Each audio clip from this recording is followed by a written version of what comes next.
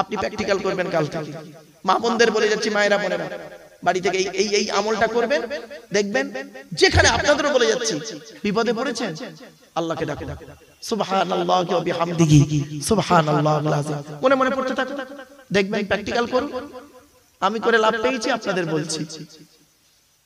বলছি, আমি এই জন্য বাবা করবেন সব সময়। মা বোনেদের বলে যাচ্ছি সুবহানাল্লাহি ওয়া বিহামদিহি সুবহানাল্লাহিল আযীম, শরীয়ত সম্মত হক কাজে লাগবে, ওই না হক কাজে নয়। চোর চুরি করতে যাচ্ছে আর এই দোয়া বলতে বলতে যাচ্ছে, বিপদ হয়ে যাবে তখন। ওটা কথা মাথায় রাখো। চল একটা যুবক ছেলেকে কেউ প্রেম করছে না, তো সারাক্ষণ ওইটা পড়ছে, মনে মনে বলছে আল্লাহ কোন মেয়ে যদি আছে জুটে যায়। আর এমন একটা মেয়েকে বলেছে, আর তার পেছনে বড় ভাই আসছিল, দিয়েছে কেলাটি ভালো করে। বুঝতে পারছেন? ওটা নয়, হকের উপরে হক কাজ। আমি তো হাসির চলে কেন বলি, মাইন্ডটাকে ফ্রি করার জন্য। হক কাজে বলবেন, আল্লাহ সকল সমস্যার সমাধান দিয়ে দেবে। জোরে বলুন সুবহানাল্লাহ। আমার বাপেরা, চলো আজকে আমাদের আলোচনার বিষয়বস্তু কি? আজ আমরা আপনাদের কাছে আলোচনা রাখবো আল্লাহর কোরআনের একটি সূরা সংক্ষিপ্ত তাফসীর, সংক্ষিপ্ত আলোচনা রাখবো একটি সূরা। তার আগে বেশ কিছু কথা আপনাদের একটু শুনে নিতে হবে। আমি আলোচনার শুরুতেই মসজিদের কমিটি নিয়ে একটা কথা বলছিলাম না বাবা? বলুন না, বলেছি, রেগে যাবেন না বাবা। মসজিদ কার ঘর? আল্লাহর ঘর। কোরআন কার বাণী? আল্লাহর বাণী। চলো তো আল্লাহর ঘরের পরিচয়টা আপনাদের দিয়েছি। মসজিদে ইমামের মাইনেটা বাবা দয়া করে একটু বেশি দেবেন। হাতে ধরে বলে যাচ্ছে আপনাদের, যে মসজিদে ইমামের মাইনে কম, ওই মসজিদের মুসল্লিদের নামাজ আল্লাহর দরবারে কবুল হওয়া খুব মুশকিল আছে বাবা। যদি বললেন ফতোয়া, আমি নিজে 19 বছর ইমামতি করেছি বাবা, 400 টাকা মাইনে, নিজে ইমামতি করেছি 19 বছর, 400 টাকা মাইনে। কি কষ্টে দিন গেছে একমাত্র উপরওয়ালা জানে, আর আমি জানি। ছোট্ট একটা উদাহরণ দিচ্ছি। স্বামী স্ত্রী, ছেলে মেয়ে, পিতামাতা কজন হলো? 6 জন। 6 জনের সংসার চলতে গেলে বর্তমান সময়ে যা বাজারের দাম, এই 6 জনের সংসার চলতে গেলে সত্যি কথা বলুন মাসে কত টাকা লাগতে পারে? খুব কম করে 10,000 টাকা, খুব কম করে 10,000 টাকা, তাও হবে কিনা জানি না। ওষুধের দাম যা, ইত্যাদি ইত্যাদি। আপনার যদি 10,000 টাকায় সংসারটা না চলে, ইমাম সাহেবের সংসারটা আপনারা 4,000 টাকায় চালান কিভাবে? বাড়ি থেকে ভাববেন, খুব ভাববেন বাড়ি থেকে। অনুরোধ করে বলে যাচ্ছি বাবা, ওটা নয়। ও লোক মনে করেছে আমি এইখানে বলছি বলে এই মসজিদের ইমামের কথা বলছি। না গো বাবা, আমি এখানে বসে বলছি মানে এই মসজিদের ইমামের কথা বলিনি গো বাবা, আমি সমাজের কথা বলছি। সমাজের এখনো মসজিদ আছে বাবা, কি বলবো আপনাদের। যাই হোক, সাথে সাথে আরেকটা কথা আপনাদের বলছি। মসজিদের যিনি আজান দেন তাকে আপনারা কি বলেন? যারা মুয়াজ্জিন আছেন, আমি আপনাদের অনুরোধ করে বলে যাচ্ছি বাবা, পশ্চিম বাংলায় 100-র মধ্যে 40টা মসজিদে মুয়াজ্জিনের আজান ভুল, অশুদ্ধ। এজন্য মুয়াজ্জিন বাবাজিদের বলে যাচ্ছি বাবা, ইমাম সাহেবের কাছে বসে আজানটা সংশোধন করে নেবেন। এবারে আসছি, মুসল্লি কিছু থাকে, রাগ করবেন না কেউ, আমার জীবনে ঘটেছে সেগুলো আপনাদের বলে যাচ্ছি। কিছু মুসল্লি থাকে দেখবেন মসজিদে, প্রত্যেক মসজিদে কম বেশি থাকে। 2-1টা মুসল্লি এমন আছে বদমাস। কিরকম বদমাস জানেন? সব জানতা গামচাওয়ালা, কিছু জানে না, কিন্তু ও মনে করে আমি খুব বড় মুফতি, বড় জ্ঞান। বাড়িতে বুড়ির সঙ্গে ঝগড়া করে পারে না, ছেলের সঙ্গে ঝগড়া করে পারে না, বৌমার সঙ্গে ঝগড়া করে পারে না, মসজিদে এসে ইমাম সাহেবের গোজা মারতেছে। খবরদার বাবা, এটা করতে যাবেন না। কথাটা শুনতে হয়তো খারাপ লাগছে, কিন্তু এই কথা আমাকে বলতে হবে। আমি যদি এই কথা না বলি বলবে কে? কিয়ামতের মাঠে আল্লাহ আমাকে ধরবে যে আব্দুল্লাহ কিল মারুফ রামচন্দ্রপুরের মানুষ থেকে দাওয়াত করলো, আর তুই ওখানে টিফিন খেয়ে উপরে উঠবি, আর উঠে শুধু একটা কেসা কাহিনী ধরে 2 ঘন্টা বলে চলে গেলি। যে কথা বললে ওর ভুলটা সংশোধন হবে সেই কথা তো তুই বললি না। তো বাপ বাস্তব কথা বলে যাচ্ছি। চলো এবার আসছি আল্লাহর কিতাব, আল্লাহর কথা, এই কোরআন। এই কোরআনের আলোচনায় যাব। তার আগে একটু জেনে নিন আল্লাহর পরিচয় হলো 4টা। কটা? 4টা। আল্লাহর পরিচয় 4টে কোরআনে আছে। আল্লাহ নিজেই বলছেন, কুল নবী তুমি বলো, হুয়াল্লাহু আহাদ, সে আল্লাহ হলেন একক। 2 নাম্বার আল্লাহুস সামাদ, আল্লাহ হলেন অমুখপেক্ষী, আল্লাহ কারোর মুখপেক্ষী নন, সারা পৃথিবী তার মুখপেক্ষী। 3 নাম্বার লাম ইয়ালিদ ওয়া লাম ইউলাদ, আল্লাহ কাউকে জন্ম দেয়নি, আল্লাহ কেউ জন্ম দেয়নি। 4 নাম্বার ওয়ালাম ইয়াকুল লাহু কুফুয়ান আহাদ, আল্লাহর সমকক্ষ কেউই নেই। এই 4টে অভ্যাস, এই 4টে গুণ যার মধ্যে থাকবে তাকে আপনারা আল্লাহ বলে মেনে নেবেন, বলে দিলাম আপনাদের। আর এই 4টে গুণ একজন ছাড়া কারোর মধ্যে পাবেন না, তিনি হলেন আল্লাহ। সুবহানাল্লাহ।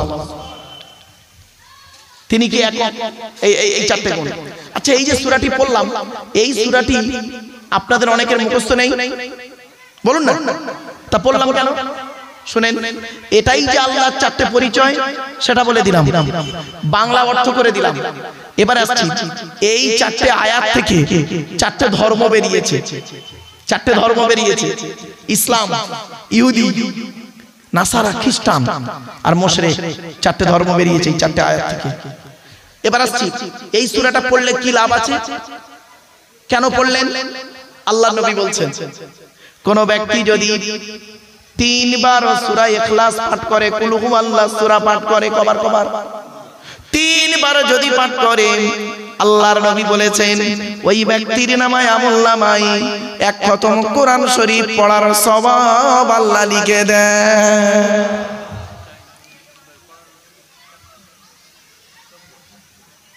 আমার বাবা কি বাবা কাগজ, আহারে ওহ,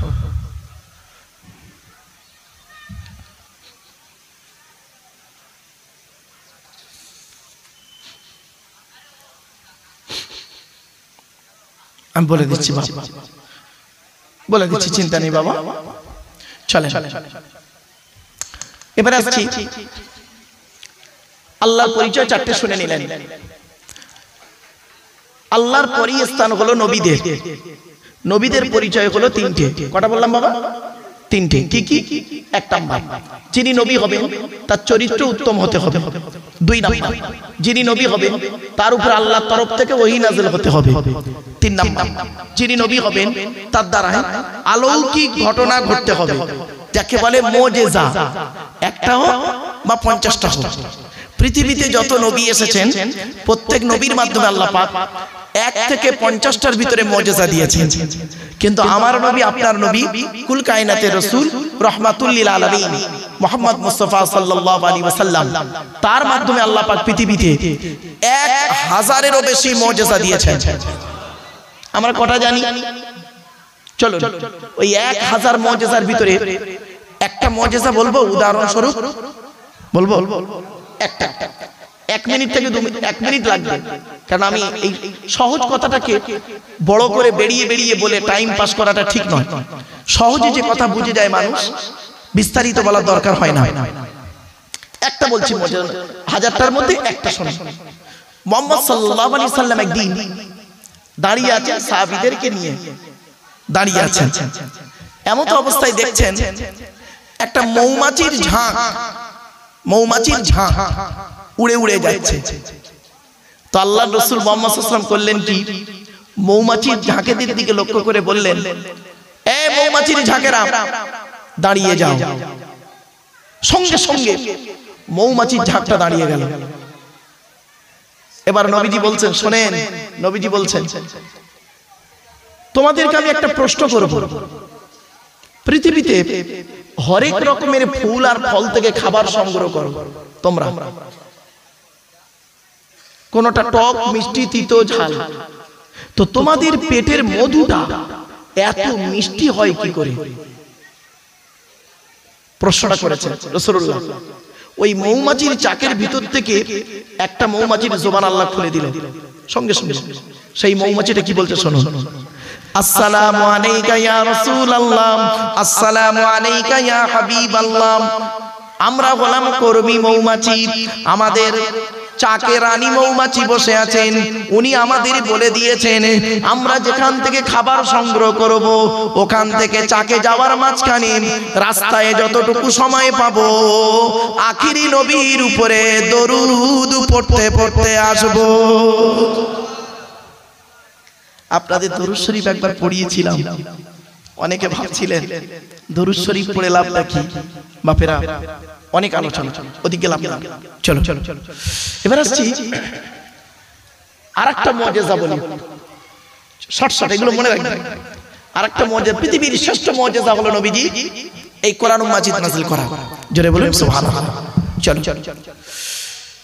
এবার আমাদের কোরআনের পরিচয়টা জানার আগে নবীর পরিচয়টা জানব। পৃথিবীতে নবী এসেছেন কত জানেন? 1,24,000। কত বললাম বাবা? এগুলো মনে রাখবেন। রাসূল এসেছেন 313 অথবা 315 জন।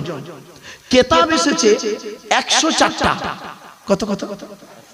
104। 100টা হলো ছোট ছোট ছোট ছোট সহিফা বলে, আর 4টা হলো বড় বড়। 100টা কিতাব কার উপরে এসেছে শুনে নিন। আদম নবীর উপরে এসেছে 10টা, ইব্রাহিম নবীর উপরে এসেছে 10টা, ইদ্রিস নবীর উপরে এসেছে 30টা। তাহলে কত হলো বাবা? 50। শীষ নবীর উপরে এসেছে 50টা। তাহলে কত হলো? 100টা। ছোট ছোট ছোট। এবার 4টে বড় কিতাবের পরিচয়টা শুনে নিন। পৃথিবীর সবথেকে বড় কিতাব, আল্লাহর পাঠানো পৃথিবীর সবথেকে বড় কিতাবের নাম কি জানেন? তাওরাত। কি বললাম? তাওরাত। ইহুদিদের হেদায়েতের জন্য মুসা নবীর উপরে আল্লাহ পাক নাযিল করেছিলেন তাওরাত কিতাব। তাওরাত কিতাব কত পারা জানেন? কত পারা বা খণ্ড? 1000 পারা বা খণ্ড তাওরাত। আর তাওরাত কবে এলো? মুসা নবীর উপরে নাযিল হয়েছে রমজান মাসে 6 তারিখে। ক্লিয়ার? তারপরে আল্লাহ পাক করলেন কি, মানুষের হেদায়েতের জন্য দাউদ বলে একজন নবীকে পাঠালেন। সুলাইমান নবীর বাপ দাউদ নবী সঙ্গে একটা কিতাব দিলেন, কিতাবটার নাম হলো জবুর কিতাব। কত পারা? 150 পারা বা খণ্ড। কত বললাম বাবা? 150 পারা বা খণ্ড। কবে নাযিল হলো? রমজান মাসের 12 তারিখে। তারপরে আল্লাহ করলেন কি, মানুষের হেদায়েতের জন্য, সঠিক পথে চালনা করানোর জন্য সৃষ্টিকর্তা একটা ধর্মগ্রন্থ পাঠালেন, বুক পাঠালেন, সঙ্গে একটা গাইডার পাঠালেন। কিতাবটার নাম হলো ইনজিল। ইনজিল কিতাব কত পারা? 27 পারা। কত? 27 পারা। ইনজিল কিতাব নাযিল হলো ঈসা নবীর উপরে। কবে নাযিল হলো? রমজান মাসের 18 তারিখে। এখন বর্তমানে ইনজিল কিতাবটাকে যোহান, লুক, ডেভিড আর অনেকে ওই ব্যাখ্যা করতে করতে করতে করতে অরিজিনাল ইনজিলটাকে পরিবর্তন করে দিয়ে নাম দিল বাইবেল। তার দুটো ভাগ, ওল্ড টেস্টামেন্ট, নিউ টেস্টামেন্ট। চলো, সর্বশেষ কিতাবের নাম হলো কোরআন। আমার হাতেই রয়েছে। কত পারা? 30 পারা। এসেছে মুহাম্মদ সাল্লাল্লাহু আলাইহি ওয়াসাল্লামের উপরে। কবে নাযিল হলো? কোরআন নিজেই বলছে ইন্না আনজালনাহু ফি লাইলাতিল কদর। কোরআন নাযিল হয়েছে লাইলাতুল কদরের রাতে। রাতটা কবে ছিল? 25-24 রমজান, 25 রাত। ক্লিয়ার? চলো, আমাদের আজকের আলোচনা হবে শেষ কিতাব আর শেষ নবী। আগে নবীটার পরিচয় দিই, তারপরে কিতাবের পরিচয় এসে ঢুকবো। শেষ নবীর পরিচয়টা কি? শেষ আমাদের নবীর নাম মুহাম্মদ মুস্তাফা সাল্লাল্লাহু আলাইহি ওয়াসাল্লাম। আচ্ছা, মুহাম্মদ সাল্লাল্লাহু আলাইহি ওয়াসাল্লাম কোন বংশে জন্মগ্রহণ করেছেন? কুরাইশ বংশে। কার নাম কুরাইশ? শুনে নিন। মুহাম্মাদের বাপের নাম আব্দুল্লাহ, আব্দুল্লাহর বাপের নাম আব্দুল মুত্তালিব, আব্দুল মুত্তালিবের বাপের নাম আব্দে মান্নাফ, আব্দে মান্নাফের বাপের নাম হাশেম, হাশেমের বাপের নাম কুসাই, কুসাইয়ের বাপের নাম কিলাব, কিলাবের বাপের নাম মুররা, মুরার বাপের নাম লুবাই, লুবাইয়ের বাপের নাম কাব, কাবের বাপের নাম গালিব, গালিবের বাপের নাম ফিগির, ফিগির থেকে কুরাইশ বংশ এসেছে। নবীর বাপের নাম আব্দুল্লাহ, মায়ের নাম আমিনা, দাদার নাম আব্দুল মুত্তালিব, দাদির নামটা কি? নেতিলা বিনতে খব্বাব ব্র্যাকেটে ফাতেমা, কেউ বলেছেন সামিরা। নবীর নানার নাম হলো আব্দুল ওয়াহাব জুহরি, নবীর নানির নাম হলো বারিদা বা বাররা, নবীর দুধবার নাম হলো হালিমা, নবীর দুধ বাপের নাম হলো হারেস, নবীর দুধ ভাইয়ের নাম হলো আব্দুল্লাহ।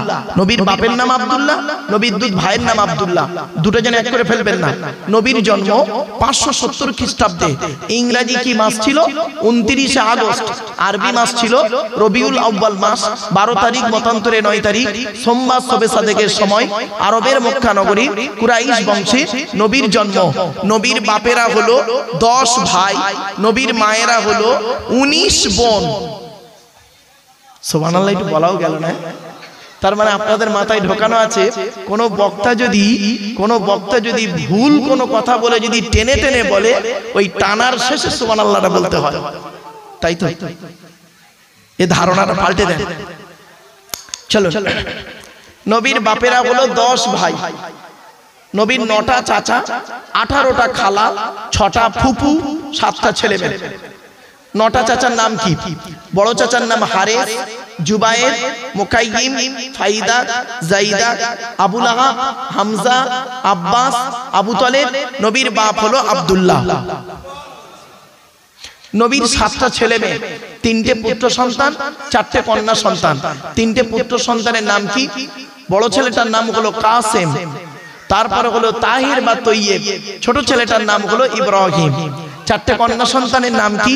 বড় মেয়েটার নাম হলো জাইনাব, রুকাইয়া, উম্মে কুলসুম, ছোট মেয়েটার নাম হলো ফাতেমা, যার সঙ্গে নবীজি হযরতে আলী রাদিয়াল্লাহু তাআলা আনহুর সঙ্গে বিবাহ দিয়েছিলেন। এখানে ছোট্ট একটি প্রশ্ন, তার উত্তরটা এখন নয়, আমি যদি ভুলে যাই বাবা একটু স্মরণ করিয়ে দেবেন, উত্তরটা দিয়ে দেব। আপনারা এখানে যত মানুষ বসে আছেন, আপনাদের কন্যা অনেকের বিয়ে দিয়েছেন তো বাবা? আচ্ছা, আর আপনারা আপনার মেয়েকে অন্য জায়গায় বিয়ে দিয়েছেন, আর আপনারা অন্যের মেয়েকে বিয়ে করেছেন। সুতরাং একদিকে হলেন আপনারা জামাই, আমরা হলাম জামাই, আবার একদিকে হলাম শ্বশুর, তাই তো নাকি? চলো, আপনি আপনার মেয়েকে যখন বিবাহ দিয়েছিলেন তখন কি কি মেয়েকে দিয়েছিলেন আর কি কি বলেছিলেন? আর নবীজি তার মেয়ে ফাতেমাকে হযরতে আলীর সঙ্গে বিবাহ দিলেন, কি কি দিয়েছিলেন, কি কি বলেছিলেন? এগুলো মাথায় রাখবেন, এগুলো মাথায় রাখবেন। আপনি দিয়েছেন কি কি আর কি বলেছেন মেয়েকে, আর নবীজি দিয়েছেন কি কি, কি বলেছেন নবীজি তার মেয়েকে। ভাবতে পারবেন না বাবা? আমি যদি ভুলেও যাই আমাকে একটু স্মরণ করিয়ে দেবেন। চলো, আজকে আমাদের আলোচনা হবে কোরআনের একটি সূরা, সংক্ষিপ্ত আলোচনা। সূরাটি, এবার কোরআনের পরিচয়টা দিই। কোরআন আল্লাহর তরফ থেকে জিবরাইলের মাধ্যমে হযরত মুহাম্মদ সাল্লাল্লাহু আলাইহি সাল্লামের উপরে আরবের মক্কা নগরের নিকটবর্তী একটি গুহাটির নাম হলো হেরা। হেরা নামক গুহাতে 610 খ্রিস্টাব্দে 1 ফেব্রুয়ারি সোমবার, কত খ্রিস্টাব্দ বললাম বাবা? 610 খ্রিস্টাব্দে 1 ফেব্রুয়ারি সোমবার কোরআনের প্রথম আয়াত নাযিল হলো। ইকরা, রিড, পড়ো পড়ো পড়ো। আপনারা জানেন এই কোরআনে আছে বিভিন্ন দিক থেকে, বিভিন্ন অ্যাঙ্গেলে, বিভিন্ন দিক থেকে কোরআনে আছে 82 জায়গায় নামাজের কথা, 92 জায়গায় আছে লেখাপড়ার কথা। তো কোন সংখ্যাটা বেশি, 82 না 92? তাহলে লেখাপড়ায় পিছিয়ে কেন? বাড়িতে একটু ভাবুন। আল্লাহ নবী বলেছেন উতলুবুল ইলমা মিনাল মাহদি ইলাল লাহাদ, দোলনা থেকে নিয়ে কবর পর্যন্ত লেখাপড়া শেখো। আপনি লেখাপড়ায় পিছিয়ে কেন?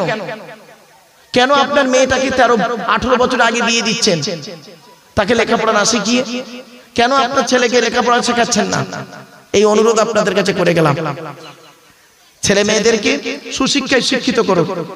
আর সাথে সাথে ছেলেদেরকে যেমন মাধ্যমিক উচ্চ মাধ্যমিক বিএ পাস এমএ পাস আলেম হাফেজ মাস্টার ডাক্তার ইঞ্জিনিয়ার প্রফেসর করাচ্ছেন, সাথে সাথে মেয়েদেরকেও মাধ্যমিক উচ্চ মাধ্যমিক বিএ পাস এমএ পাস আলেমা হাফেজা করাবেন। কারণ কি জানেন, ইংরেজিতে একটা কথা আছে, one mother's is equal to 100 teacher. একটা মা হলো 100 জন শিক্ষকের সমতুল্য। একজন পুরুষ যদি শিক্ষিত হয় সে কেবল নিজেই শিক্ষিত হয়, একজন নারী যদি শিক্ষিত হয় গোটা পরিবারটা শিক্ষিত হয়। ঠিক না বেঠিক? এজন্য আপনাদেরকে বলে যাচ্ছি, আপনারা এখান থেকে কিছু শিক্ষা নিয়ে যান, নিয়ে গিয়ে বাড়িতে গিয়ে আপনার মেয়েকে, আপনার মাকে, আপনার বোনকে, আপনার স্ত্রীকে শেখানোর চেষ্টা করবেন। রাসূলের হাদিসগুলো আপনাদের কাছে একটা একটা করে তুলে ধরছি। কোরআনে আছে, এবার কোরআনের ভিতরে কি আছে? 30টা পারা, 540টা রুকু, 114টা সূরা, 14 থেকে 15 খানা সাজদা, 7টা মানজিল, 8 থেকে 12 খানা সাকতা, 6666টা আয়াত, কেউ বলেছেন 6236টা আয়াত, 3,23,215টা অক্ষর।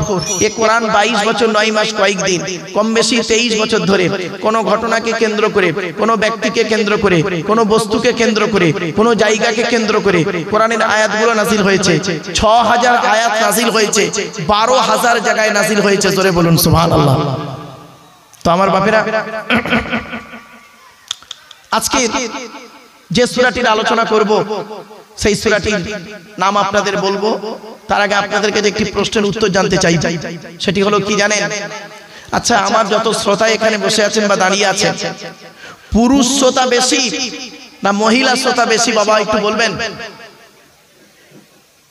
বাবার একটু বলেন না। আমার মা বোনরা বেশি এসেছেন নাকি? তো আজকের কোরআনের এমন একটা সূরাকে নির্বাচন করা হোক যে সূরার ভিতরে পুরুষের আলোচনাও আছে আর নারীদের আলোচনাও অধিক আছে, এরকম একটা সূরা নির্বাচন হোক। বলুন না, একটু কথা বলুন। চলো তাহলে একটা সূরাই নিলাম। সূরাটি 28 পারায় আছে, 28 পারা শেষ সূরা। সূরাটির নাম হলো সূরায়ে তাহরীম। কি বললাম? তাহরীম। এই সূরাটি আজকের আলোচনা রইল আমাদের। এবার সূরার সংক্ষিপ্ত আলোচনা করে দিচ্ছি, প্রথম বুঝতে সুবিধা হবে। সূরাটি হলো কোরআনের 68 নম্বর সূরা। কোরআনের সূরা আছে 114টা, এটি হলো কোরআনের 68 নম্বর সূরা। সূরাটি ভিতরে কি আছে? মাত্র 12টা আয়াত আছে। কটা? 12টা আয়াত। এক একটা আয়াত যদি আমি 10 মিনিট করে আলোচনা করি 2 ঘন্টা আলোচনা হবে। এক একটা আয়াত 10 মিনিট করে, তো 5 মিনিট করে করলে ইনশাআল্লাহ 1 ঘন্টা লাগবে, চিন্তা নেই। সূরাটির 2টো রুকু আছে। সূরাটির ভিতরে 8 জন মহিলার আলোচনা আছে। কজন? 8 জন মহিলার আলোচনা আছে সূরাটির ভিতরে। সূরাটির ভিতরে কিছু শিক্ষণীয় কথা আছে যেগুলো আমাদের খুবই প্রয়োজন জানা, বোঝার এবং আমল করা। মা বোনদেরকে বলছি, মায়েরা বোনেরা, আপনারা এই সূরাটিকে একটু মূল্যায়ন করবেন এবং এই সূরাটিকে একটু নিয়ে চিন্তা ভাবনা করবেন।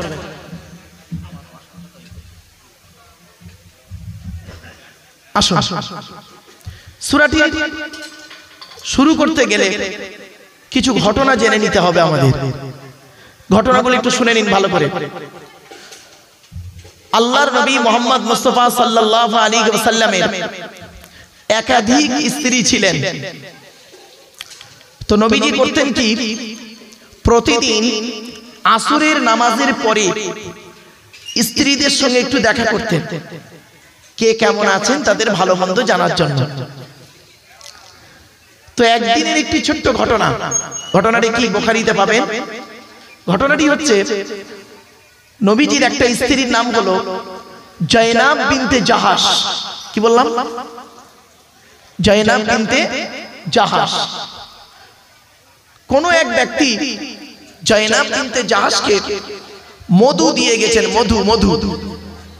তো উনি মনে মনে ভাবলেন যে মধুটা আমি এখন না খেয়ে আল্লাহর নবী আসরের পরে আমাদের সঙ্গে দেখা করতে আসবেন, তা আমি মধুটা রাসূলুল্লাহকে খেতে দেব। আচ্ছা এই চিন্তা ভাবনাটা ভালো না খারাপ? ভালো। তো উনি মধুটা রেখে দিয়েছেন। নবীজি আসরের নামাজের পরে জয়নাব বিনতে জাহাসের ঘরে ঢুকেছেন দেখা করার জন্য। আম্মা জান নবীর স্ত্রীরা হলো আমাদের মা, কি বললাম? মা। এই ধারণা রাখবেন। এই জন্য আম্মা জান খাদিজা, আম্মা জান জয়নাব, আম্মা জান আয়েশা আমরা বলি, তার দলিল কোরআনে আছে সূরা আহজাবের মধ্যে। আন-নাবিয়্যু আউলা বিল মুমিনিন ওয়া আজওয়াজুহু উম্মাহাতুহুম। আল্লাহ পাক বলছেন মুমিনদের কাছে আল্লাহর পরেই সর্বাধিক হলো নবী, আর নবীর স্ত্রীরা হলো ওয়া আজওয়াজুহু উম্মাহাতুহুম, নবীর স্ত্রীরা হলো তাদের মায়ের মতো। সুতরাং নবীর স্ত্রীরা হলো আমাদের মায়ের মতো, তাই আমরা আম্মা জান আয়েশা বলছি, মাথায় রাখবেন।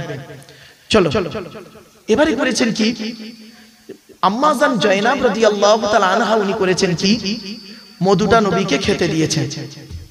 নবীজি মধুটা খাচ্ছেন, 5 মিনিট কি 7 মিনিট একটু দেরি হয়েছে, ব্যাস।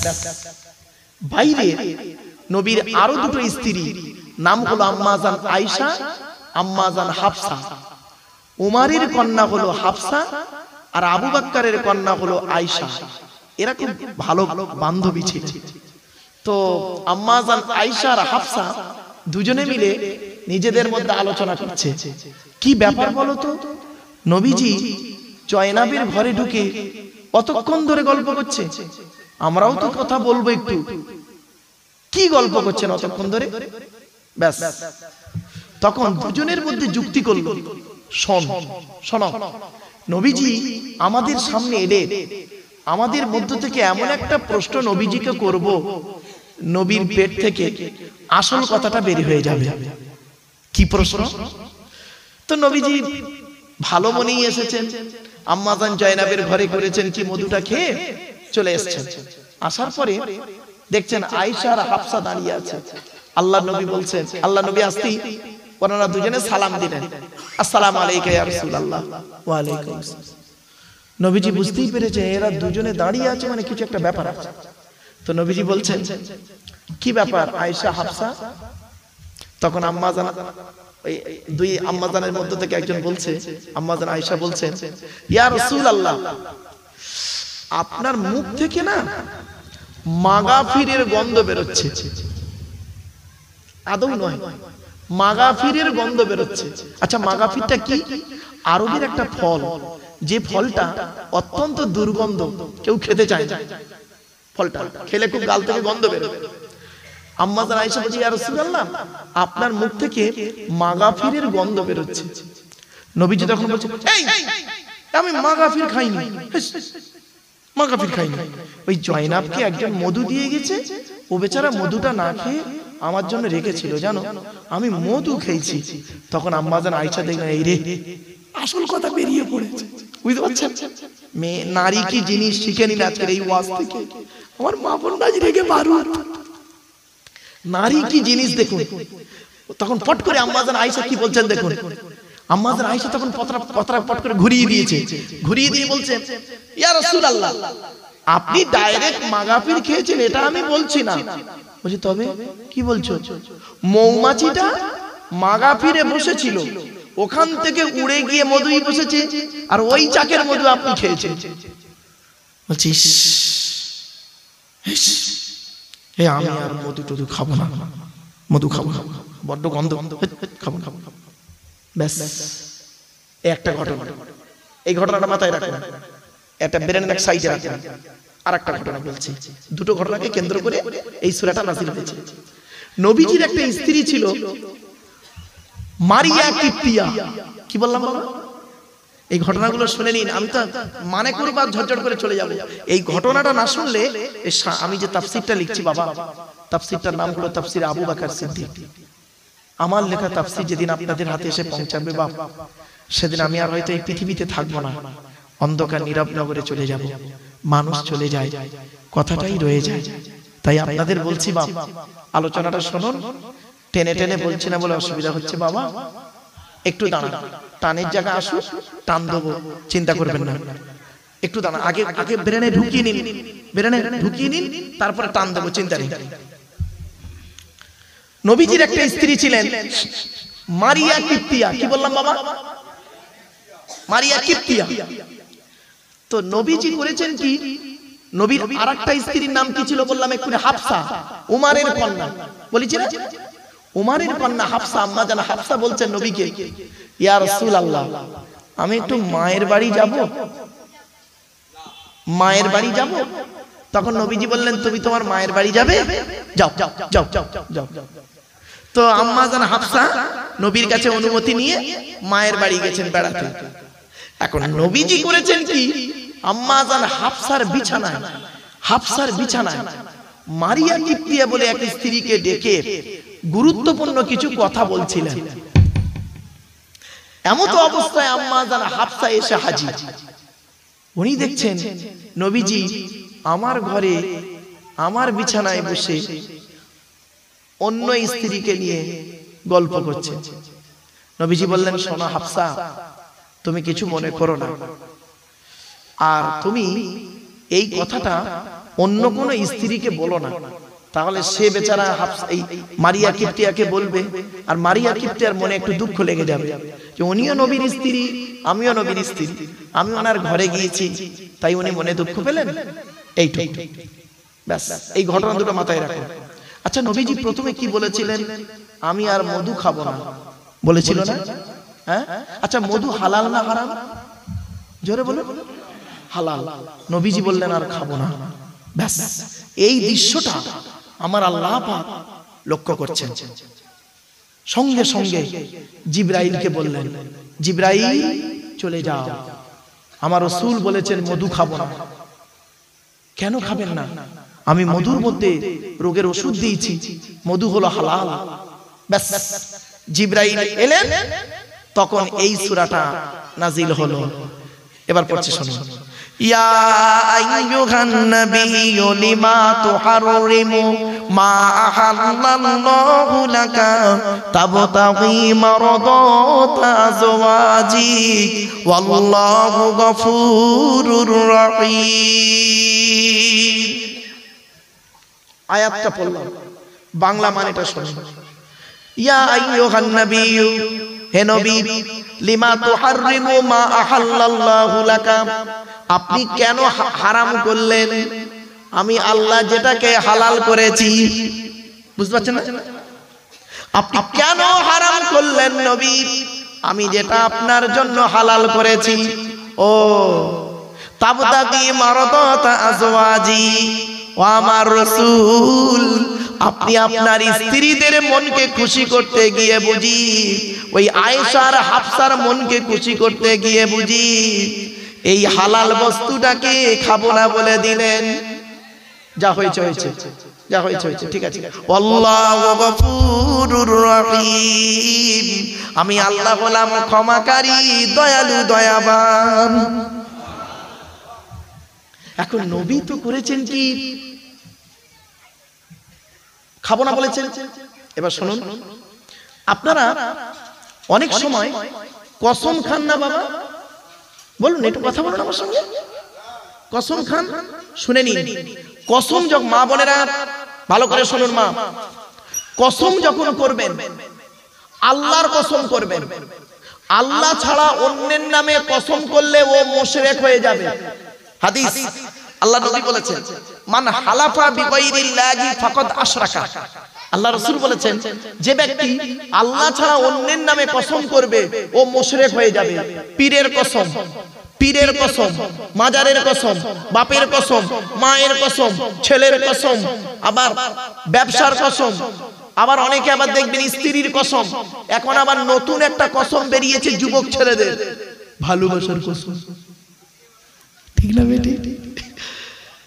এই বাস্তব, প্রেমিক প্রেমিকাকে ভালোবাসার কসম দিচ্ছে। বাবা কোন কসম চলবে না, কসম যখন করবেন আল্লাহর কসম করবেন। এখন কসম করে যদি আপনারা কসমটাকে ভেঙে ফেলেন, তার কাফারা দিতে হবে। কসম তিন প্রকারের, করকম করকম, ভালো করে শুনে নিন, তিন রকমের কসম। আচ্ছা দেখুন তো এই তিন রকমের কসম আপনারা খান কিনা। এক নাম্বার ইয়ামিনে লাগবুন, লাগু বেকার কসম, লাগু মানে বেকার, বেকার কসম। কিরকম বেকার কসম? ধরুন একটা উদাহরণ দিচ্ছি।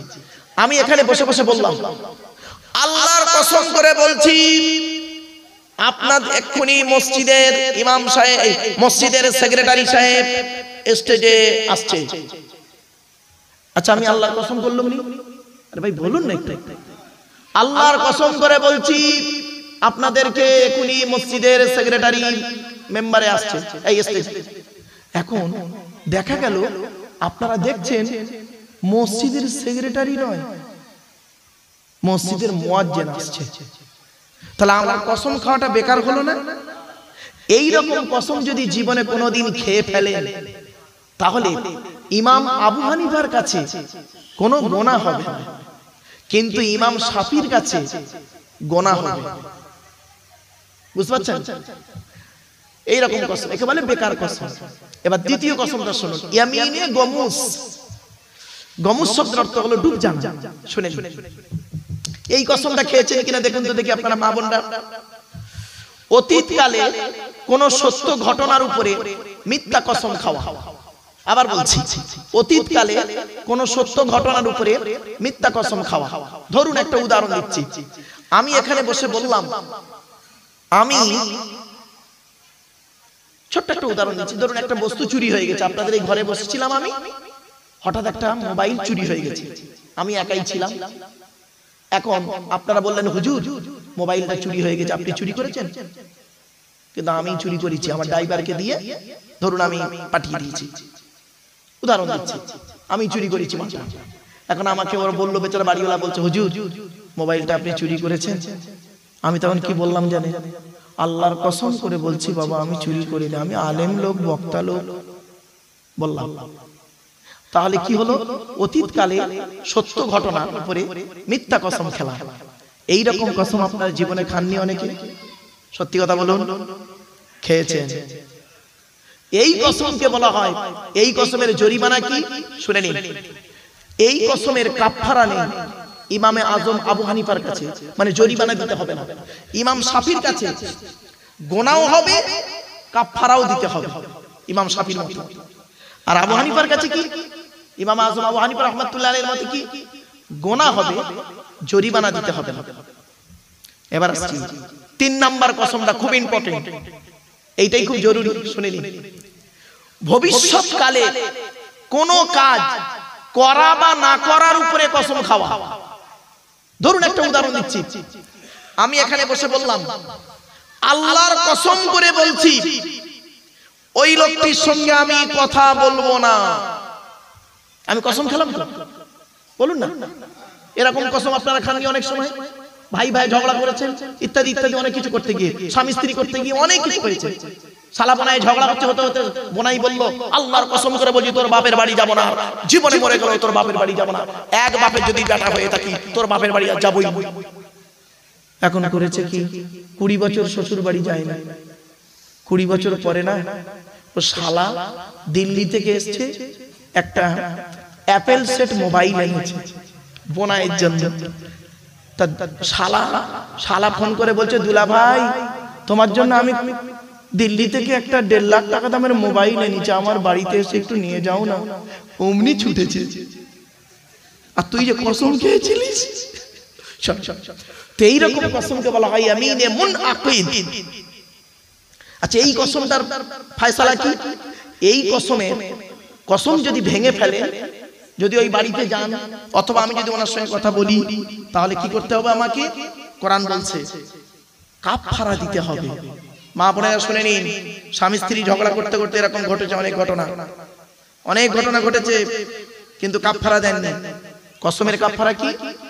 فكفارته إطعام 10 مساكين من أوسط ما تطعمون أهليكم أو كسوتهم أو تحرير رقبة فمن لم يجد فصيام 3 أيام। 7 নম্বর পারার 1 নম্বর পৃষ্ঠার একেবারে 12 নম্বর লাইন, সূরার নাম সূরা মাইদার 89 নম্বর আয়াত। কোরআন জানিয়ে দিয়েছে কসমের কাফারা কি শুনে নিন। 10টা ফকির খাওয়াতে হবে। 10টা ফকির খাওয়াতে হবে। যদি 10টা ফকির খাওয়াতে না পারেন 10টা ফকিরকে কাপড় দান করতে হবে। তাও যদি না পারেন একটা গোলাম আজাদ করতে হবে। তাও যদি না পারেন কমসে কম 3টে রোজা রাখতে হবে। হয়েছে? কত কসম খেয়েছেন তার কোনো ঠিক নেই। বাবা রাগ করবেন না, কেউ ক্ষমা চেয়ে নিচ্ছি। বাবা গরু ব্যবসায়ীরা না এত কসম খায় গরু দালালগিরি করতে গিয়ে। আরে আমি তার বাস্তববাদী। আমি বগরাইদের সময় গরু কিনতে যাই, আমরা মোষ দিই, আমাদের ওদিকে মোষ চলে, মোষ। তা আমি মোষও দিই গরুও দিই বাবা। তা গরু কিনতে গেলে, মোষ কিনতে গেলে আমরা এমনি তো দাড়িওয়ালা টুপিওয়ালা একটু টুকটাক ওয়াজ নসিহত করি, লোক চেনে। এই হুজুর এসছে, বাপ এত কসম খেয়ে আমারে ওর গরুটা নেওয়ার জন্য বিশ্বাস করাচ্ছে। তাই বললাম বাবা তোমার এত কসম খাস না।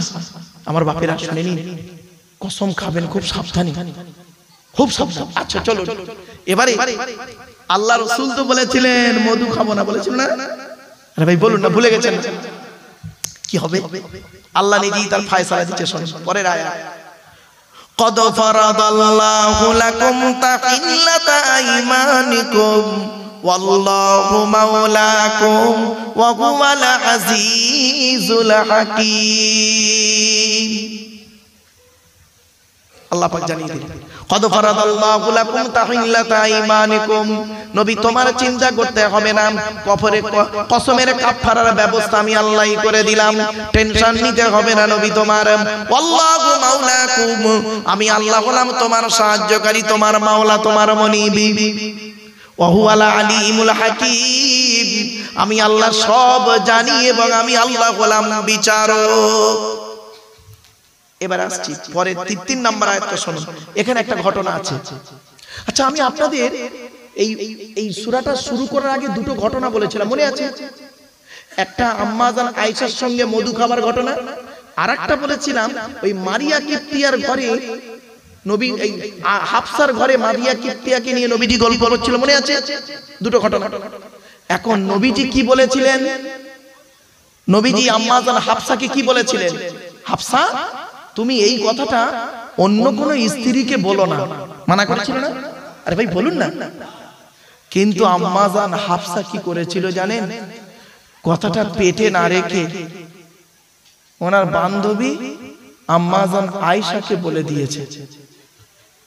ওনার ধারণা ছিল আমি আয়েশাকে বলছি, আয়েশা তো নবীকে বলবে না, আমার নবী, আমার স্বামী নবী জানতেই পারবে না, ওনার ধারণা।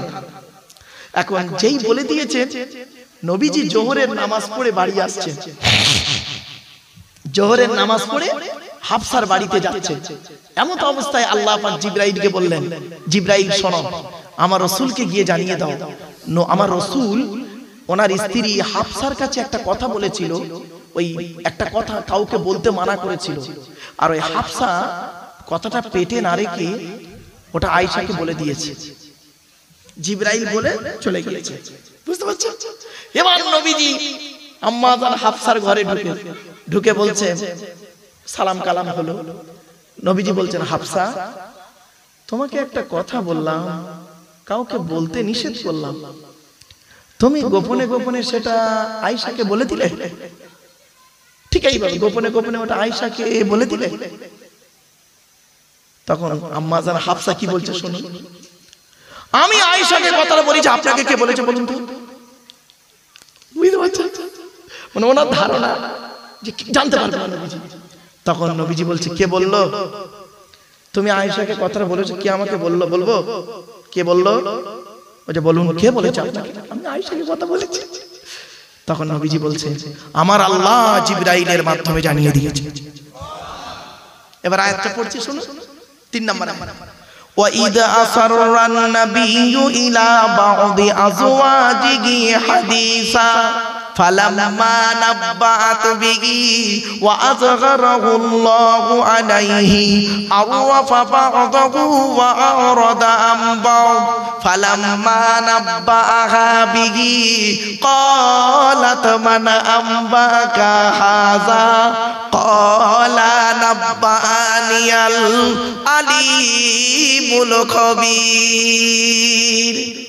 এর বাংলা মানেটা শুনুন, ওই ঘটনার সঙ্গে মিল হবে। দেখো ওয়াইদ আসাররান নবী ইলা বাউদি আজওয়াজিহি হাদিসা, নবী বললেন, নবীকে বলছেন, নবী যখন তার কোন স্ত্রীর কাছে কোনো গোপন কথা বলেছিলেন, মিলছে না মেলেনি? মিলিয়ে নেবেন। সবসময় কোরআনের তাফসীরের নিয়ম হচ্ছে কি জানেন?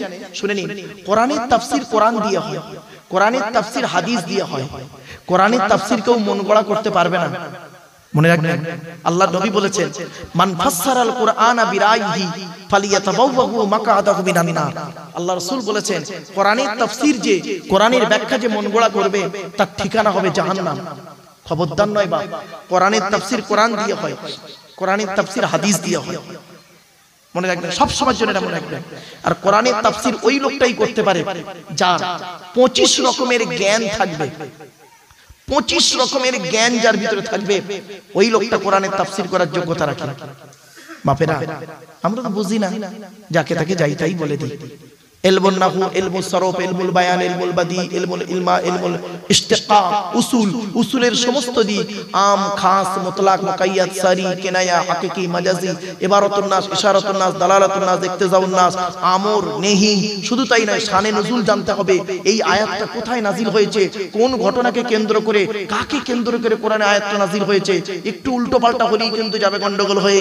শুধু তাই নয়, তারিখ জানতে হবে, এই আয়াতের পিছনে অন্য কি আয়াত আছে, এই আয়াতের পিছনে অন্য কি হাদিস আছে, সেই হাদিসটা সহিহ, যঈফ, মাউযু, মাকতু, খবরে মুতাওয়াতির, খবরে মাশহুর, খবরে ওয়াহিদ বলার পরে এরপরে বলা হয়েছে আসমাউর রিজাল জানতে হবে।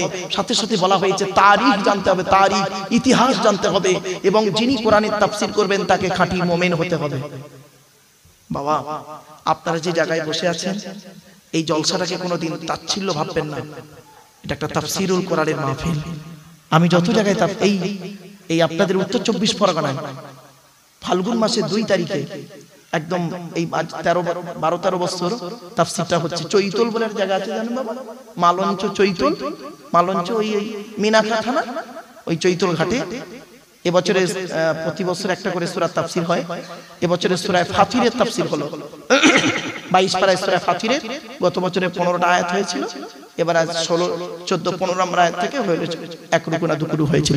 এইজন্য কোরআনের তাফসীর শুনবেন। কোরআনের তাফসীর হলো পৃথিবীর সর্বশ্রেষ্ঠ ওয়াজ হলো কোরআনের তাফসীর। কোরআনের আলোচনা যখন হবে না, দেখবেন কেউ কারোর মজা মারবে না, খাটা মারবে না, চিমটি কাটবে না, কিছুই থাকবে না। দেখেন ইনশাআল্লাহ আবুল আজিজ কারোর খোঁটা মারবে না, গজা মারবে না, চিমটি কাটবে না। কোরআন কোরআনের পথেই চলবে। চলো। ওয়াইদ আসাররান নবী ইলা বাউদি আজওয়াজিহি হাদিসা, নবী যখন তার স্ত্রীদের কাছে কোনো গোপন কথা বলেছিল, ফালাম্মা নাব্বাগা বিহি ক্বালাত মান আম্বাকা হাযা আরফা বা'দাহু ওয়া আরাদা আন বা'দ। একে অপরের কাছে এটা যখন পেশ করলো, ওয়াইদ আসাররান নবী ইলা বা'দি আজওয়াজিহি হাদিসা ফালাম্মা নাব্বাগা বিহি আরফা বা'দাহু ওয়া আরাদা আন বা'দ। আল্লাহ পাক বলেন, নবী যখন তার স্ত্রীদের কাছে কোনো গোপন কথা বলেছিলেন, সেই কথাটা আল্লাহ পাক বললেন কি, ওয়াজহারাহুল্লাহু আলাইহি, আল্লাহ পাক সেটাকে প্রকাশ করে দিলেন।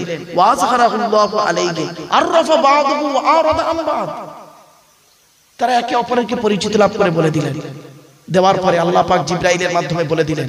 এবার রাসূল করলেন কি, ফালাম্মা নাব্বাআহা বিহি, সেই কথা যখন বলা হলো তাকে, যিনি বলেছেন তাকে যখন বলা হলো, সেই ব্যক্তি কি বলছে জানেন?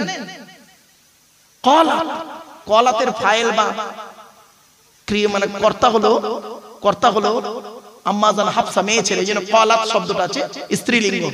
ক্বালাত, তিনি বলছেন, হাফসা বলছেন, মান আম্বাকা হাযা, কে আপনাকে এই কথাটা বললো, আমি আয়েশাকে কথাটা বলেছি।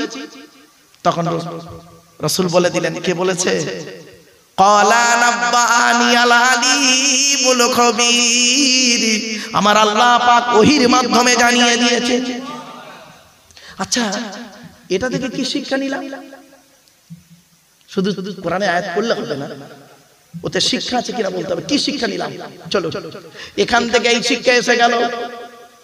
খবরদার মা বোনরা শুনে নিন, খবরদার স্বামী স্ত্রীর কোনো কথা, স্বামী যখন স্ত্রীর কাছে কোনো কথা বলবেন, ওই কথাটা স্ত্রী যদি পেটে না রেখে অন্যের কাছে বলে দেয়, ওই নারীর প্রতি আল্লাহ অসন্তুষ্ট হয়ে যাবেন। খবরদার মা বোনেরা, এগুলো লক্ষ্য রাখবেন, খুব কঠিন জিনিস। এখান থেকে একটা আসছে, পরে আয়াত আসছে। আল্লাহ পাক এই ঘটনাগুলো আমার রাসূলের মাধ্যমে করিয়েছেন কেন জানেন? শুনে নিন। আমার রাসূল ছিলেন নিষ্পাপ। কদ গফরাল্লাহু লাকা মা তাকদ্দামা মিন যামবিকা ওয়া মা তাআখারা। আল্লাহ পাক আমার রাসূলের আগে এবং পরের সমস্ত গুনাহ maaf করে দিয়েছেন। জোরে বলুন সুবহানাল্লাহ। তথাপি আল্লাহ পাক এগুলো করানোর কারণটা কি? পৃথিবীর মানুষকে শিক্ষা দেওয়া। কিছু বুঝতে পারছেন? পৃথিবীর মানুষকে শিক্ষা দেওয়া। চলো এবারে করেছেন কি? এই কথা হয়ে যাওয়ার পর আল্লাহর নবী একটু চিন্তিত হয়ে গেলেন। চিন্তিত যে একটা কথা বললাম, সে কথাটা আমার রাখলো না। তো নবীজি করলেন কি? কয়েকদিন স্ত্রীদের থেকে একটু দূরে সরে থাকতে লাগলেন। দূরে দূরে দূরে দূরে বলতে কি, কথা হতো সব হতো, একটু মনটা একটু খারাপ। কয়েকদিন কেটে গেল। যাওয়ার পর কি হচ্ছে দেখুন। আল্লাহ পাক জিবরাইলকে পাঠালেন। জিবরাইলকে পাঠিয়ে কি বলছে জানেন? জিবরাইল, তুমি গিয়ে আমার রাসূলকে বলে দাও, আয়েশা আর হাফসাকে, আয়েশা আর হাফসা, আয়েশার বাপের নাম কি? আম্মা জান। আয়েশার আব্বা জানের নাম কি? আবু বকর। আচ্ছা একটা কথা এখানে বলি, শিখিয়ে দিই আপনাদের। আচ্ছা কে বড় বয়সের দিক থেকে? দুনিয়ার বয়সের দিক থেকে, দুনিয়ার দিন রাত্রির গণনার বয়সের দিক থেকে কে বড়? আবু বকর বড় না আল্লাহর নবী বড়? কে বলবেন কে বড়? আবু বকর শ্বশুর, তাই তো? আপনাদের ওটা ধারণা। শুনে নিন, আবু বকর বড় নয়, বয়সের দিক থেকে বড় নয়, মানে দুনিয়ার দিন রাত্রির গণনার বয়স বলছি। আল্লাহর নবী বড়। শুনে নিন, আল্লাহর নবী আবু বকর সিদ্দিক রাদিয়াল্লাহু তাআলা আনহু থেকে কত দিনের বড়? শুনে নিন, 2 বছর 2 মাস 10 দিন। কত বললাম? 2 বছর 2 মাস 10 দিনের বড় হলো আল্লাহর নবী, আর ছোট হলো আবু বকর। চলো এবার আসছি। আম্মা জান আয়েশা আর হাফসাকে আল্লাহ পাক বলে দিলেন জিবরাইলের মাধ্যমে, জিবরাইল তুমি চলে যাও, আল্লাহ রাসূলের আমার রাসূলের 2 স্ত্রী আয়েশা আর হাফসাকে তওবা করতে বলো।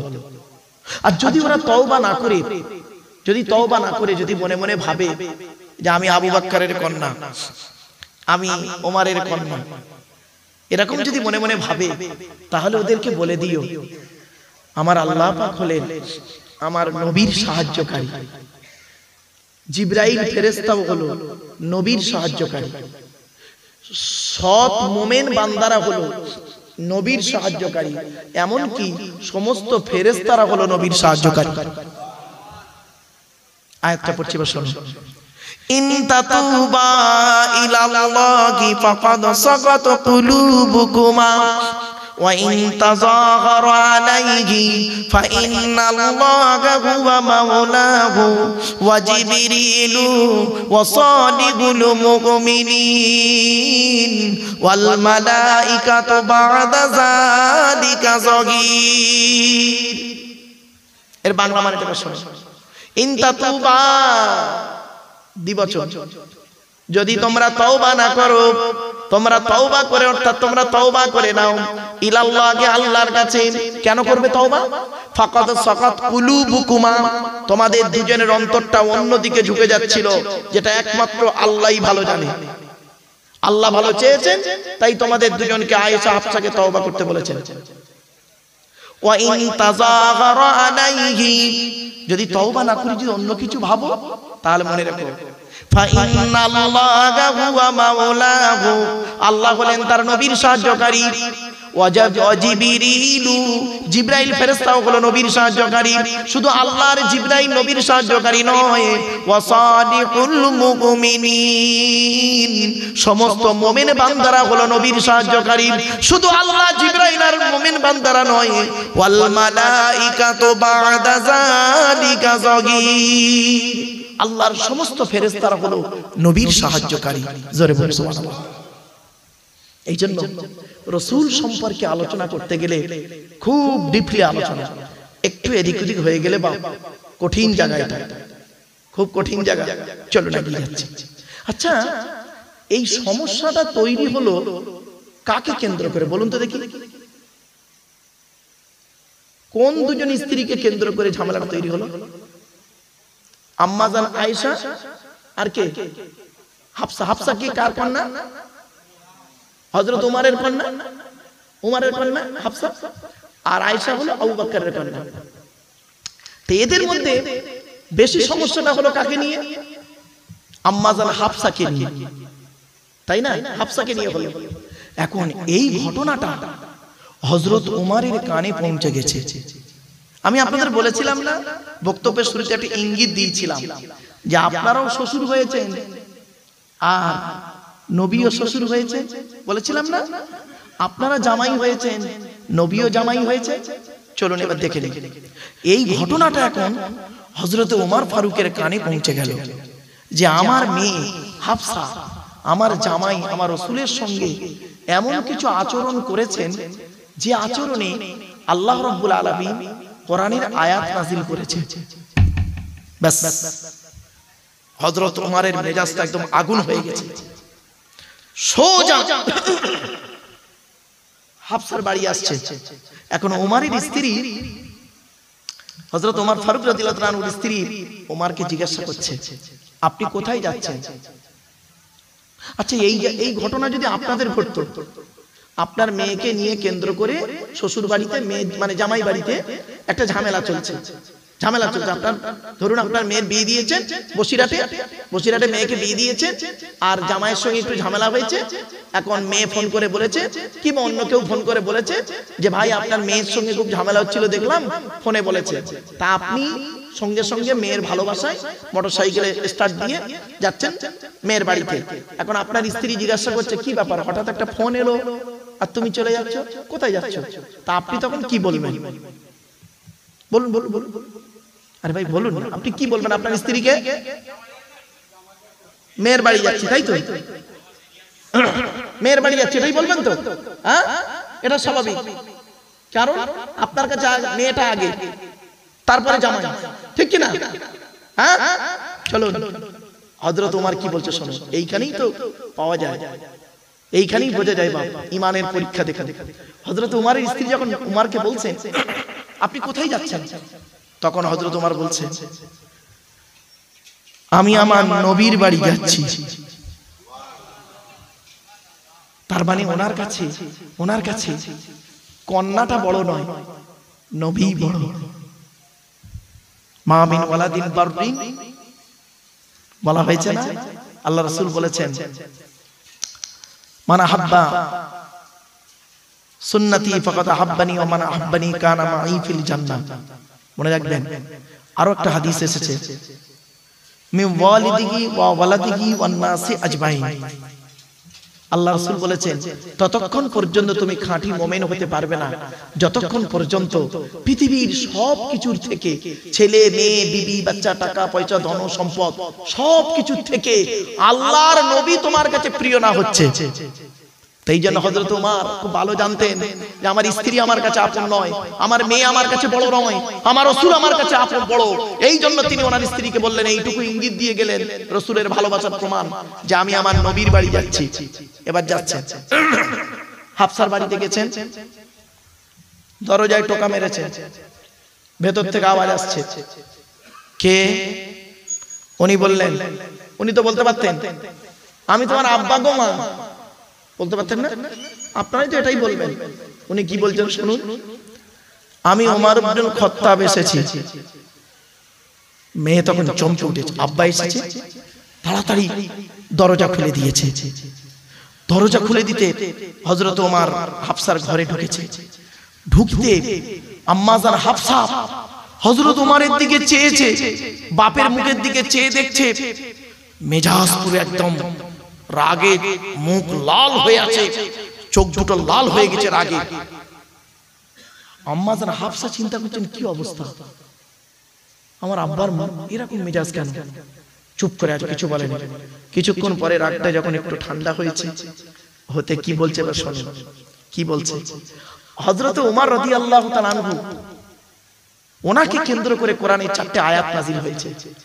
হযরত ওমর বলেছে, আল্লাহ রাসূল বলেছে, হ্যাঁ ঠিকই বলেছো ওমর।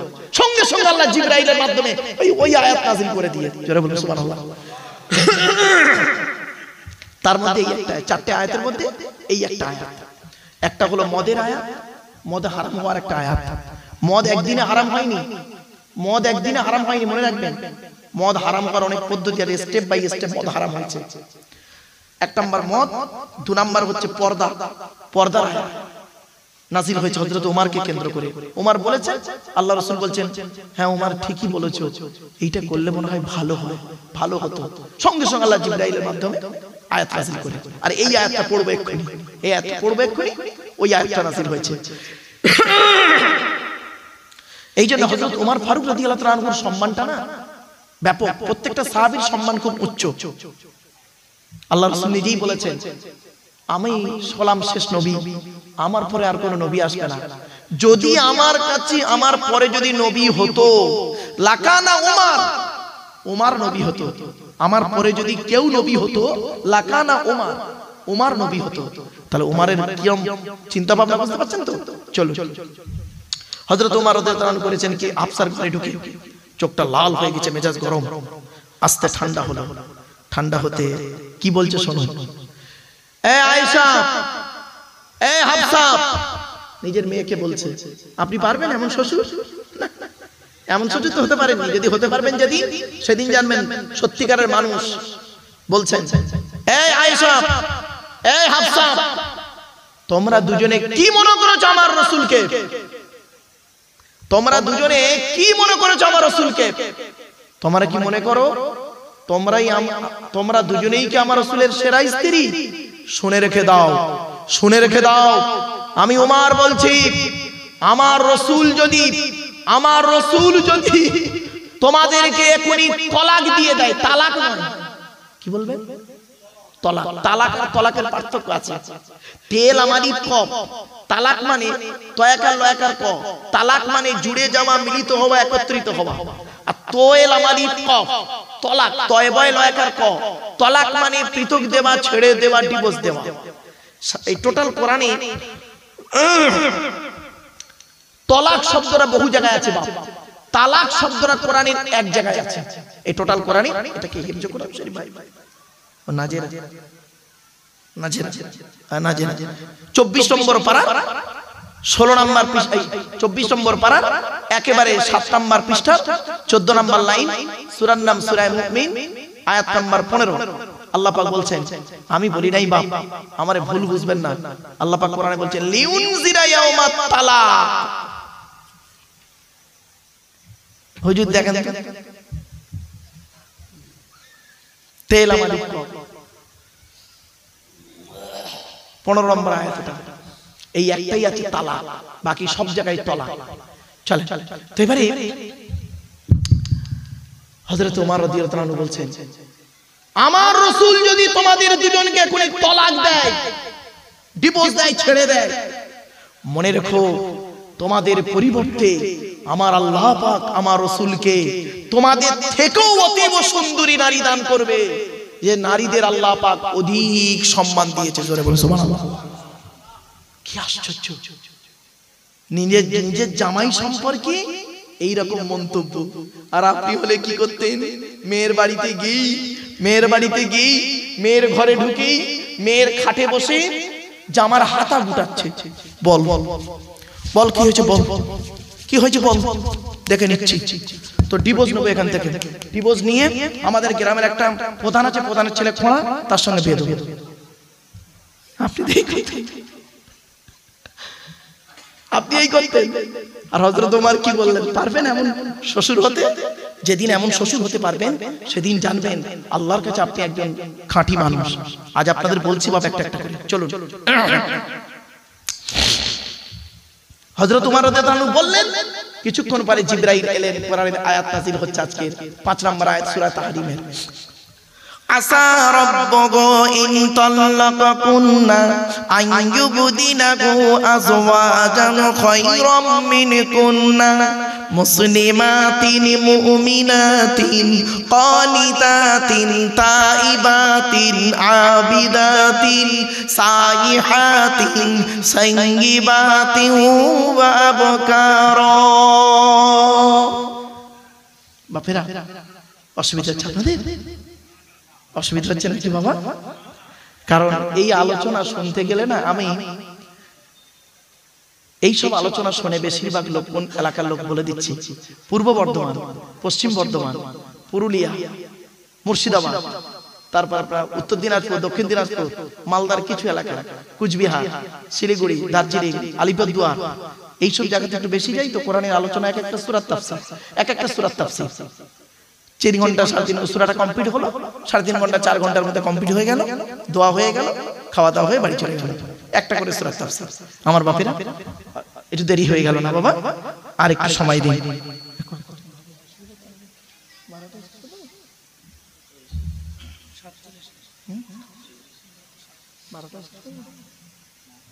বড় শর্ট টাইম আছে, যাই হোক বাপ, কি করা যাবে। আচ্ছা, এবার আয়াতের বাংলা মানেটা শুনুন। আসা রাব্বুহু ইন তাল্লাকাকুন্না, আল্লাহ রাব্বুল আলামিন জানিয়ে দিলেন, আমার নবী যদি তোমাদেরকে এখনি তলাক দেয়, ইন তাল্লাকাকুন্না আন ইউবদিলাহু, আন ইউবাদদিলাহু, তাফসীরে আছে আন ইউবাদদিলাহু, দুর্বাই পড়া যায়, আন ইউবদিলাহু আযওয়াজান খায়রাম মিনকুন্না, তোমাদের পরিবর্তে আল্লাহ পাক আমার রাসূলকে এমন নারী দান করবে যে নারীর মধ্যে 6টা গুণ পাবে। কটা কটা কটা? 6টা গুণ। কি কি? মুসলিমাতিন মুমিনাতিন কানিতাতিন তাইবাতিন আবিদাতিন সাইহাতিন সাইয়্যিবাতিন ওয়া আবকারা। যে নারীদের 6টা গুণ থাকবে। কি কি? 1 নাম্বার হলো মেয়েটা মুসলমান, 2 নাম্বার হলো মুমিনা বিশ্বাসী, 3 নাম্বার হলো কানিতাতিন আনুগত্যশীলা মেয়ে, 4 নাম্বার হলো তাইবাতিন তওবাকারী অনুশোচনাকারী মেয়ে, 5 নাম্বার হলো আবিদাতিন ইবাদতকারী মেয়ে, 6 নাম্বার হলো সাইহাতিন আই সাইমাতিন, তাফসীরে বলা হয়েছে সাইহাতিন আই সাইমাতিন, সাইমাতিন অর্থাৎ রোজাদার মেয়ে হবে, সাইয়্যিবাতিন ওয়া আবকারা, কুমারী হতে পারে, বিধবা হতে পারে। এখান থেকে কি শিক্ষা নিলেন শুনে নিন বাপেরা। একটু আমার সাথে সাথে দয়া করে একটু বলবেন সুবহানাল্লাহি ওয়া বিহামদিহি সুবহানাল্লাহিল আযীম। আচ্ছা, এটা পড়লেন কেন জানেন? চমকে যাবেন, শুনেন। আল্লাহর নবী মুহাম্মদ সাল্লাল্লাহু আলাইহি সাল্লামের ছোট কন্যার নাম হলো ফাতেমা, তাই তো? তা হযরত আলীর সঙ্গে বিয়ে দিলেন। তো ফাতেমা সারাদিন সংসারের সব কাজ করে, স্বামীর সেবা করে, আবার সংসারের সব কাজ করে, হাসান হোসাইনের লালন পালন করে। এত কষ্ট করে বেচারা একটু কষ্ট পেয়েছেন, মানে অত্যাধিক খাটাখাটনি করেন ঘরের ভিতরে। এইটা দেখে হযরত আলী রাদিয়াল্লাহু তাআলা আনহুর মনে একটু কষ্ট যাচ্ছে, ফাতেমা খুব কষ্ট করছে। তো তখন হযরত আলী রাদিয়াল্লাহু তাআলা আনহু ফাতেমাকে বলছে, ফাতেমা খুব কষ্ট হচ্ছে বুঝি? তখন ফাতেমা বলছে, শুনে নিন, এখান থেকে শিক্ষা নিয়ে নিন। মা ফাতেমা বলছে, আপনি এক কাজ করবেন। বলছে কি? বলছে আব্বাজানের কাছে একটু যান না, মানে নবীজির কাছে যান না, আব্বাজানের কাছে একটু যান না, গিয়ে বলবেন অনেক তো মেয়ে আসে ওনার কাছে, অনেক মেয়ে ছেলে আসে, অনেক দাসী বাঁধি থাকে, তা 2টো কাজের মেয়েকে যদি আমার বাড়িতে পাঠান তাহলে আমার কাজের একটু সহযোগিতা হতো। তো হযরত আলী রাদিয়াল্লাহু তাআলা আনহু বললেন, ঠিক বলেছো, ঠিক বলেছো, দাঁড়াও আমি যাচ্ছি। নবীজির দরবারে গেছেন, গিয়ে কি করে বলবেন এটা একটু লজ্জা বোধ করছেন হযরত আলী। নবীজি বুঝতে পেরেছেন আলী কিছু একটা বলবে, জামাইবাবু কিছু একটা বলবে। নবীজি বলছেন, আলী তুমি কিছু বলবে? তো বলছে যে ইয়া রাসূলুল্লাহ, বলবো কি, ফাতেমা সারাদিন কষ্ট করে, তা ফাতেমা বলছিলেন আপনার তো এখানে অনেক কাজের মেয়ে আসে, তা দুটো কাজের মেয়েকে যদি একটু দিতেন ভালো হতো। বুঝছো, ফাতেমা দুটো কাজের মেয়ে দিলে ওর সুবিধা হয়, তাই তো? আচ্ছা ঠিক আছে, যাও, আমি ফাতেমার সঙ্গে কথা বলে নেবো, এখন যাও। ব্যাস, কিছুদিন পরে নবীজি ফাতেমার বাড়ি এসে শোনেন অবস্থা কোথায় দাঁড়াচ্ছে দেখুন। ফাতেমার বাড়ি এসে বলছে, মা তুমি সারাদিন খুব কষ্ট করো না, স্বামীর সেবা করো, ছেলেদের লালন পালন করো, নিজের পরিচর্যা করো, আল্লাহর ইবাদত করো, সবকিছু করো, তাই তো? তোমার দুটো কাজের মেয়ে দিলে খুব ভালো হয় না? বলছে জি। বলছে মা একটা কথা বলবো? বলছে কি? বলছে দুটো কাজের মেয়ে না দিয়ে, আচ্ছা কাজের মেয়ে দুটো কতদিন তোমার পাশে থাকবে? যতদিন তুমি তোমার মৃত্যুর আগ পর্যন্ত। মৃত্যু হয়ে গেলে কবরে কাজের মেয়ে উপকার করতে পারবে না, কিয়ামতের মাঠে কাজের মেয়ে উপকার করতে পারবে না। তাহলে কাজের মেয়ে লাগবে কতদিন? মা লাগবে মোটে এই পৃথিবীতে যে কদিন বেঁচে আছে। বলছে জি। তা বলছে দুটো কাজের মেয়ে না দিয়ে দুটো মূল্যবান জিনিস দেব, যে মূল্যবান জিনিস দুটি যদি তুমি আমল করো, পড়ো, সব সময় আমল করো, দুনিয়া তো সহযোগিতা করবে, কবরেও সহযোগিতা করবে, কিয়ামতের মাঠেও সহযোগিতা করবে, এমনকি মিজানের পাল্লা, মিজানের দাঁড়ি পাল্লাও সহযোগিতা হবে। বলছে ওই জিনিসটাই দেন, দুনিয়া কবর আখিরাত সবই যেটা লাগবে। বলছে মা শোনো, সারাদিন যখন কাজ করবে এই তাসবিহটা পড়বে, বুখারী শরীফের শেষ হাদিস এইটা, সুবহানাল্লাহি ওয়া বিহামদিহি সুবহানাল্লাহিল আযীম, সুবহানাল্লাহি ওয়া বিহামদিহি সুবহানাল্লাহিল আযীম। মা তুমি এই তাসবিহটা সব সময় পড়তে থাকবে, দেখবে মহান আল্লাহ পাক তোমার সকল সমস্যা, সকল কষ্ট দূরীভূত করে দেবে।